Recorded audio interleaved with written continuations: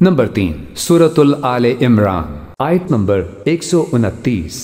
तफसीर वलिल्लाहि मा फिस समावात, और अल्लाह ही के लिए है हर वो चीज जो आसमानों में है, वमा फिल अर्ज, और जो जमीन में है। जब अल्लाह इन चीजों का मालिक है तो ये बंदे भी खुदा के ही हैं और खुदा ही इनका मालिक। ये 3 तफसीरें हो गई ना इसकी, समझ आई? ये जब सीरत की किताबें पढ़ता है आदमी तो इन आयात में बहुत उलझाव है, बहुत ज्यादा, और हर कोई अपने अपने दलाइल के लिए लिखता है। और ये आसान चीज है जो आसान करके बल्कि आपसे अर्ज किए। तो इरशाद फरमाया कि इन बंदों के बारे में, आसमान पूरे और जमीन सब अल्लाह के कब्जे में। यगफिरु लिमन यशा, वो जिसको चाहे मुआफ कर दे। इन सहाबा रजी अल्लाह अन्हुम से गलती हो गई है, जिसको चाहे अल्लाह मुआफ कर दे। वह युअज़्ज़िबु मन यशा, और जिसको अल्लाह चाहे पकड़ ले। ये तो अल्लाह की मशीयत पर है।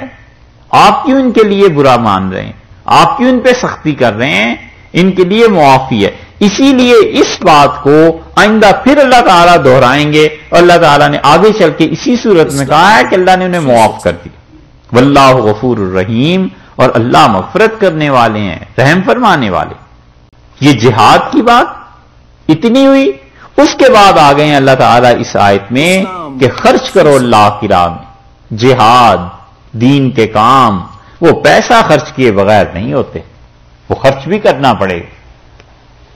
और ये बड़ी दलील है और सोचने का मुकाम है उन मुसलमानों के लिए जो ये समझते हैं कि अल्लाह के दीन का काम वो तो बस अल्लाह कर दे, उसमें पैसा नहीं खर्च करना, बाकी जहां मर्जी करें, अल्लाह का दीन वो खुद ही फैल जाएगा, खुद ही हो जाएंगे काम।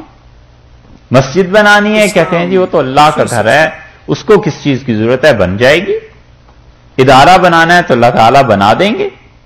इस ज़हनियत ने, इस मेंटालिटी ने मुसलमानों को बड़ा नुकसान पहुंचाया है।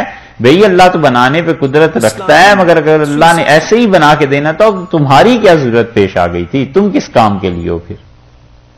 अल्लाह के काम असबाब, वसाइल, ज़राए के साथ ही हुआ करते हैं, इसलिए ये असबाब और वसाइल और ज़राए उनका होना भी है। तो यहां पर तरगीब दी कि देखो अल्लाह की राह में खर्च करो। खर्च करोगे नहीं, जिहाद कैसे होगा? ये सारी चीजें कैसे पेश आएंगी?